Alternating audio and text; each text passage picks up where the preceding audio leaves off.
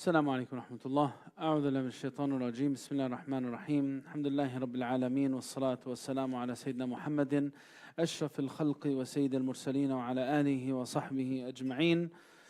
اللهم تقبل منا الصلاة والصيام والدعاء والقيام. اللهم تقبل منا رمضان. اللهم تقبل منا رمضان. اللهم تقبل منا صيام ثاني أيام رمضان وأعنا على إتمام عدته بإحسان. اللهم ربنا اكتبنا في هذه الليلة المباركة من عبادك الفائزين. اللهم اكتبنا من عتقائك من النار. اللهم اعتق رقابنا ورقاب آبائنا وأمهاتنا وإخواننا وأخواتنا وأزواجنا وذرياتنا من النار وادخلنا الجنة مع الأبرار يا عزيز يا غفار. اللهم أصلح أحوالنا وأحوال المسلمين والمسلمات في كل مكان يا رب العالمين. اللهم فك عنا ضائقتنا. اللهم فك عنا كروبنا. اللهم فك عنا كروبنا. اللهم ادفع عنا البلاء. اللهم ادفع عنا البلاء. اللهم ادفع عنا البلاء. اللهم ربنا إنا مقبلون عليك فلا تردنا. اللهم إنا مستهدون بك وبسنة نبيك محمد صلى الله عليه وسلم فلا تردنا عن باب فضلك يا رب العالمين. اللهم اجبر كسرنا واغفر زلاتنا. اللهم اغسل حوبتنا. اللهم اغسل حوبتنا. اللهم اغسل حوبتنا واغفر زلاتنا واختم بالباقيات الصالحات أعمالنا. اللهم اختم لنا بخير أجمعين والحقنا بالصالحين واجعلنا من ورثة جناتك جنات النعيم يا أرحم الراحمين. آمين آمين. أما بعد, today is the second talk in our series on السنن الإلهية في الأفراد والأمم والجماعات, the divine universal laws pertaining to individuals and pertaining to groups and nations. And the second topic in the series is about khasa'is السنن الإلهية, the characteristics that define these divine universal laws that we're speaking of. And when we're speaking about this subject, we're going to be speaking about certain things that are processes that Allah Azza wa Jal put in place, and that's what they refer to as sunan khariqa and sunan jariya. There are certain things that are processes, and then there are certain things that are acts of divine doing to hold people accountable or to reward them. So these are the two aspects. So sunan al-jariya هي قوانين تحكم الدنيا منتشرة في الكون وفي الحياة. Allah Azza wa Jal made everything in this existence follow a process. I'm part of a process, you're part of a process. The end of this process is when I die. Right? Allah, as the Quran says, الله الذي خلقكم من ضعف ثم جعل من بعد ضعف قوة ثم جعل من بعد قوة ضعفا وشيبة. That's one of the processes that's in this existence. He created you from weakness, and then after weakness comes strength, and after strength comes weakness and old age. This is a reality of dunya. Allah subhanahu wa ta'ala wanted to teach us wisdom through placing things through a process. Everything needs to run its course. Everything. The day and the night needs to run its course. The seasons need to run their course. Trials need to run their course. Blessings need to run their course. Everything in this dunya is governed by these universal laws.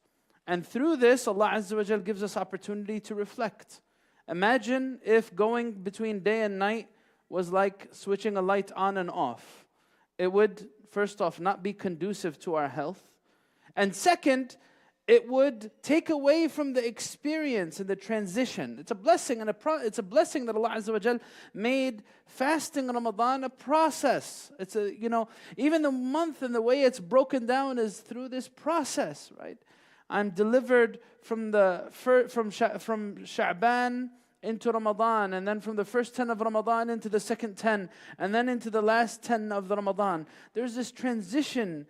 I'm always transitioning as long as I'm in this dunya, right? So this is the first type of sunan. They are sunan jariya, as Allah says about the sun. وَالشَّمْسُ تَجْرِي لِمُسْتَقَرٍّ لَهَا ذَلِكَ تَقْدِيرُ الْعَزِيزِ الْعَلِيمِ.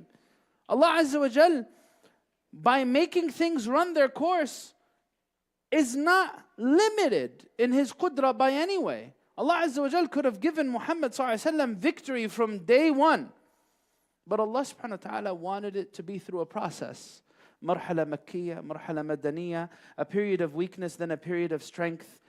And through this process, human beings can identify Allah's wisdom and His doing, and they could also learn to appreciate things and learn to become patient with things. Imagine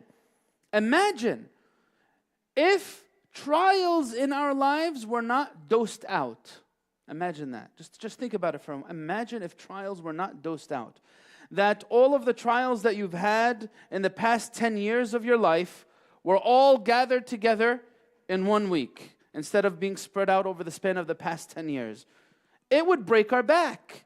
But Allah Azza wa Jal doesn't want to break our back through trials. Allah Azza wa Jal wants us to get a chance to grow and learn.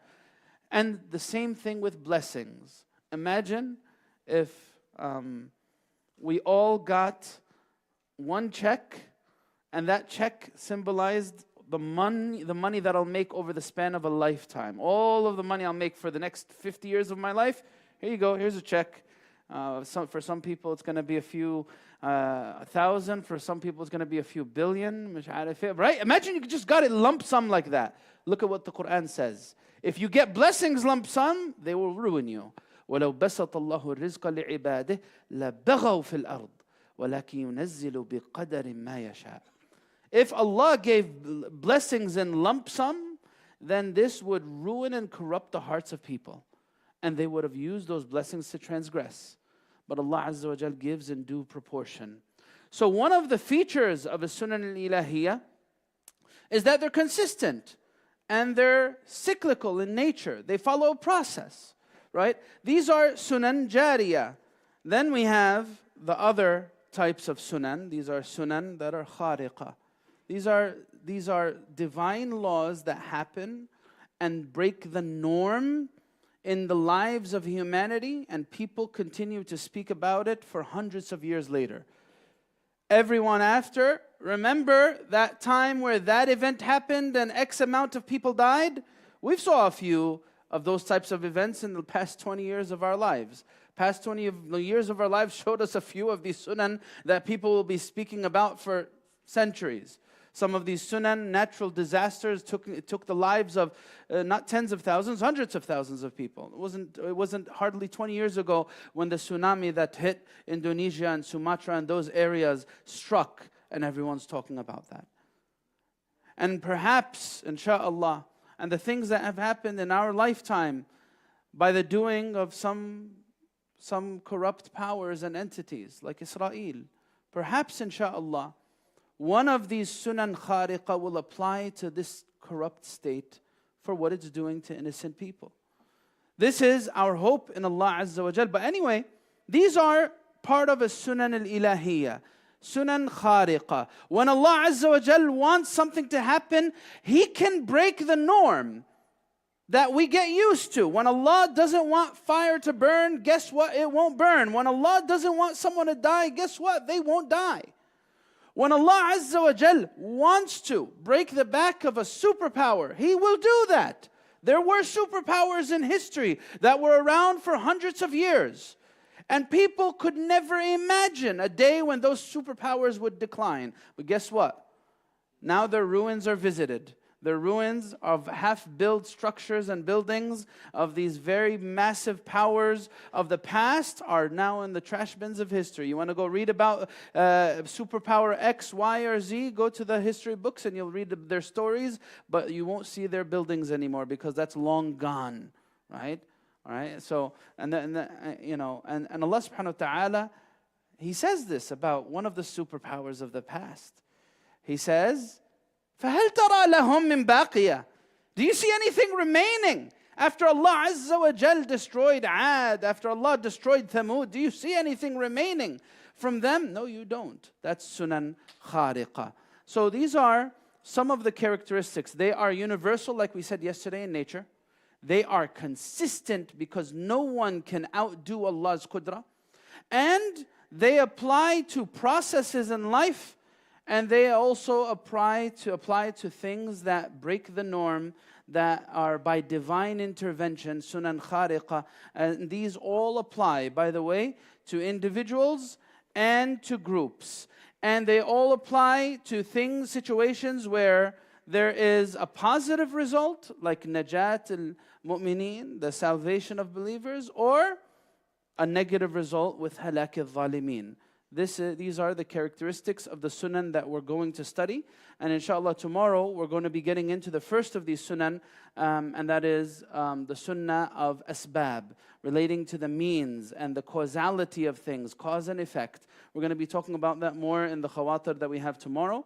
I ask Allah Azza wa Jal to bless us with understanding and tawfiq. Allahumma ameen. Allahumma ameen. Wa akhir da'wan alhamdulillahi rabbil alameen. Inshallah we're going to have adhan now, and then we're going to have salah after that, inshallah.